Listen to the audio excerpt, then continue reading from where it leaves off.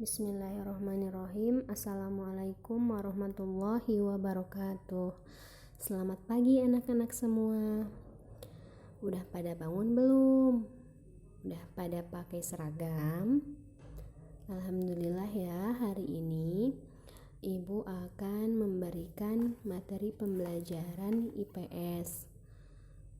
Nah, untuk buku IPS-nya sendiri itu belum bisa Ibu kasih ya, karena bukunya belum sampai. Insya Allah kalau misalnya sudah datang akan Ibu infokan kembali. Sebelum masuk ke pembelajaran, Ibu akan membacakan sebuah hadis dari Abu Dzar Jundub bin Junadah dan Abu Abdurrahman Mu'adz bin Jabal radhiyallahu anhum bahwa Rasulullah shallallahu alaihi wasallam pernah bersabda, "Bertakwalah kamu kepada Allah dimanapun kamu berada, iringilah kesalahanmu dengan kebaikan, niscaya Ia dapat menghapuskannya, dan pergaulilah semua manusia dengan budi pekerti yang baik." Hadis riwayat Tirmizi dalam Arba'in An-Nawawi. Nah, dari hadis tersebut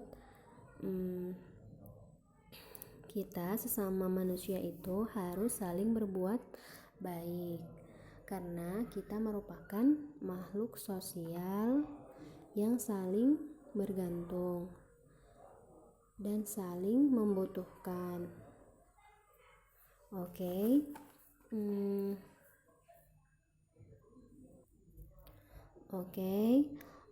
Untuk bab pertama ini dengan judul manusia, tempat, dan lingkungan. Nah, manusia tinggal pada suatu ruang tertentu di permukaan bumi. Masing-masing ruang memiliki karakteristik sendiri yang berbeda dengan tempat lainnya. Jadi maksud ruang di sini yaitu tempat ya. Nah, masing-masing tempat ini memiliki kondisi dan potensi yang berbeda-beda. Tidak ada satu tempat pun yang menyediakan segala kebutuhan penduduknya. Oleh karena itu, terjadilah saling tukar komoditas antar tempat dengan tempat lainnya. Jadi terjadi interaksi ya. Nah, interaksi tersebut itu tidak berupa komoditas saja, tapi ada juga interaksi sosial, budaya, dan politik. Masuk ke poin A, pengertian ruang dan interaksi antar ruang. Apa itu ruang? Ruang adalah tempat di permukaan bumi, baik secara keseluruhan maupun hanya sebagian yang digunakan oleh makhluk hidup untuk tinggal. Jadi ruang itu merupakan tempat yang digunakan oleh makhluk hidup untuk tinggal. Nah, tempat di permukaan bumi ini memiliki karakteristik yang khas. Karakteristik yang khasnya ini dapat berupa tanah, batuan, tumbuhan yang berbeda dengan tempat lainnya. Jadi berbeda-beda tuh karakteristiknya itu. Perbedaan karakteristik tempat ini menyebabkan adanya interaksi antar satu ruang dengan lainnya. Nah, interaksi antar ruang dapat berupa pergerakan orang, barang, informasi dari daerah asal menuju daerah tujuan. Ada beberapa kondisi saling bergantung yang diperlukan untuk terjadinya interaksi, yaitu saling melengkapi, kemudian kesempatan antara, dan keadaan dapat diserahkan atau dipindahkan. Oke, yang pertama itu saling melengkapi. Kondisi saling melengkapi terjadi jika ada wilayah-wilayah yang berbeda komoditas yang dihasilkannya. Terlihat pada gambar, misalnya wilayah penghasil sayuran yaitu wilayah A, dan wilayah B penghasil ikan. Nah, wilayah A itu mencukupi kebutuhan sayurannya dari mencukupi kebutuhan ikannya dari wilayah B, dan wilayah B mencukupi kebutuhan sayurannya dari wilayah A. Nah, saling melengkapi ya antar wilayah dengan sumber daya yang berbeda. Kemudian yang kedua, kesempatan antara. Kesempatan antara ini merupakan suatu lokasi yang menawarkan alternatif lebih baik sebagai tempat asal maupun tempat tujuan. Misalnya, jika seseorang akan membeli suatu produk, maka ia akan memperhatikan faktor jarak dan biaya untuk memperoleh produk tersebut. Nah, dari gambar, wilayah A biasanya membeli ikan ke wilayah B. Namun, kemudian diketahui ada wilayah C nih, yang juga penghasil ikan. Nah, karena wilayah C itu jaraknya lebih dekat dan ongkos transportasinya lebih murah, maka pembeli ikan dari wilayah A ini akan beralih membeli ikannya ke wilayah C, sehingga interaksi antara wilayah A dan wilayah B itu kan melemah. Dari gambar terlihat ya, panah yang putus-putus itu wilayah A antar wilayah B itu interaksinya lemah, sedangkan untuk panah yang untuk wilayah A dan wilayah C itu interaksinya kuat. Oke. Poin selanjutnya yaitu kemudahan transfer. Nah, kemudahan transfer ini sangat menjadi bahan pertimbangan ya. Maksudnya pengangkutan barang atau juga orang memerlukan biaya. Nah, biaya untuk terjadinya interaksi tersebut harus lebih rendah dibandingkan dengan keuntungan yang diperolehnya. Nah, sehingga jarak itu sangat menentukan keuntungan. Jadi apabila jaraknya lebih dekat dan bagus, maksudnya sarana atau jalanannya itu tidak mengalami kerusakan seperti itu, atau jalannya itu bisa dilalui. Nah, itu sangat mempengaruhi terhadap interaksi. Oke, selanjutnya poin B, letak dan luas Indonesia. Sebelumnya itu kita pahami dulu ya pemahaman lokasi melalui peta. Nah, apa itu peta? Peta adalah gambaran permukaan bumi pada suatu bidang datar dan diperkecil dengan menggunakan skala. Nah, peta ini terdiri dari beberapa komponen penyusunnya, yaitu judul peta, skala peta, orientasi utara, simbol peta, garis astronomis, inset, legenda, dan sumber peta. Yang pertama itu judul peta. Judul peta itu menunjukkan isi suatu peta. Misalnya judul petanya peta penggunaan lahan di Indonesia. Yang kedua, skala peta. Skala peta itu menunjukkan perbandingan antara jarak di peta dengan jarak sesungguhnya di lapangan. Nah, skala peta ini dapat dibedakan menjadi dua ya. Jadi skala angka dan skala garis atau grafis. Kalian bisa lihat sendiri ya di bukunya itu seperti apa contoh skala angka dan seperti apa contoh skala garis. Oke. Komponen selanjutnya yaitu orientasi utara. Nah, di peta itu sendiri biasanya kita menemukan lambang yang seperti pada gambar ya.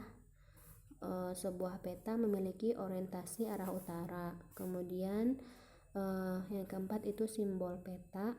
Simbol peta adalah tanda khusus pada peta yang mewakili objek yang dipetakan.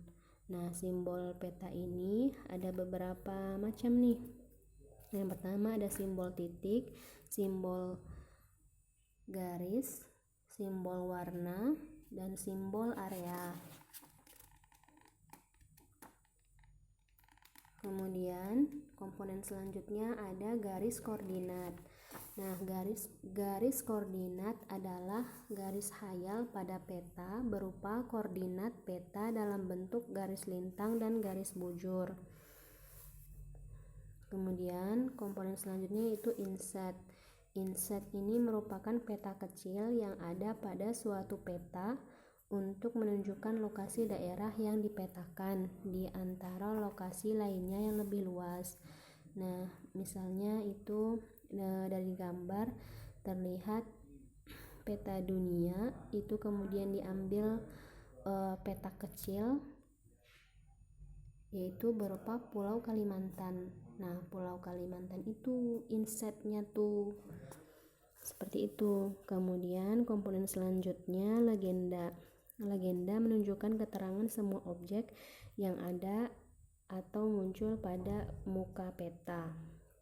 Jadi kalau misalnya anak-anak lihat peta tuh ngelihat peta, melihat objek yang ada pada wilayah peta. Nah, objeknya itu apa-apa aja, seperti jalan utama, jalan alternatif, jalan biasa. Itu kayak lambang-lambangnya gitu, kecamatan, rawan macet, rawan kecelakaan. Nah, biasanya itu ada ditunjukkan di petanya itu. Oke, selanjutnya komponen terakhir yaitu sumber peta. Sumber peta ini menunjukkan orang atau lembaga yang membuat peta itu sendiri. Nah, selanjutnya letak dan luas Indonesia. Indonesia ini terletak antara 95 derajat bujur timur sampai 141 derajat bujur timur dan 6 derajat lintang utara sampai 11 derajat lintang selatan. Bisa dilihat ya di gambarnya itu peta posisi Indonesia. Nah, secara geografis Indonesia berada di antara dua benua, yaitu benua Asia yang terletak di sebelah utara Indonesia dan benua Australia yang terletak di sebelah selatan Indonesia. Selain itu, Indonesia juga berada di antara dua samudra, yakni Samudra Pasifik dan Samudra Hindia. Kemudian batas-batas wilayah Indonesia sendiri itu dapat terlihat di buku ya. Kalau yang utara, Indonesia berbatasan dengan Malaysia, Singapura, Palau, Filipina, dan Laut Cina Selatan. Sebelah selatan, Indonesia berbatasan dengan Timur Leste, Australia, dan Samudra Hindia. Kalau sebelah baratnya itu berbatasan dengan Samudra Hindia. Sebelah timur, Indonesia berbatasan dengan Papua Nugini dan Samudra Pasifik. Nah, dari letak dan luas Indonesia tersebut ada keuntungan dan kerugian yang didapat dari letak geografis bagi Indonesia. Nah, apa saja keuntungannya? Keuntungannya bagi Indonesia menjadi jalur lintas perdagangan dunia antara negara-negara dari Asia Timur dengan negara-negara di Eropa, Afrika, Timur Tengah, dan India. Nah, selain itu, Indonesia juga dilewati jalur perdagangan dari Asia ke arah Australia dan Selandia Baru. Kemudian, selain itu, karena adanya perdagangan internasional seperti itu menjadikan interaksi sosial dengan bangsa lain itu terjalin cukup banyak ya. Nah, selain itu ada kerugiannya juga bagi Indonesia karena lalu lintas perdagangan yang sangat banyak menyebabkan mempengaruhi kehidupan budaya bangsa Indonesia. Misalnya karena pergaulan bebas, terus kesantunannya berkurang. Selain itu juga rentan masuknya barang-barang terlarang, misalnya seperti senjata api dan narkoba. Nah, keuntungan dari posisi Indonesia ini secara geologis juga ada. Nah, Indonesia ini berada pada jalur pertemuan 3 lempeng, yakni lempeng Eurasia, lempeng Pasifik, dan lempeng Hindia. Nah, lempeng-lempeng tersebut membuat Indonesia ini memiliki banyak gunung api. Nah, karena banyaknya gunung api, tentu potensi sumber daya alamnya juga sangat beragam, seperti energi batu bara, mineral, dan lain-lainnya. Nah, selain itu, luas wilayah Indonesia ini tergolong sangat besar ya. Kalau misalnya dibandingkan itu dengan wilayah lainnya, luas wilayah Indonesia ini, daratan dan lautannya itu kurang lebih sama dengan Eropa atau hampir sama dengan Amerika Serikat atau Australia. Jadi luas ya, Masya Allah, Indonesia kita ini nih. Nah, daratannya ini kan terdiri dari beberapa pulau ya, banyak pulau di Indonesia ini.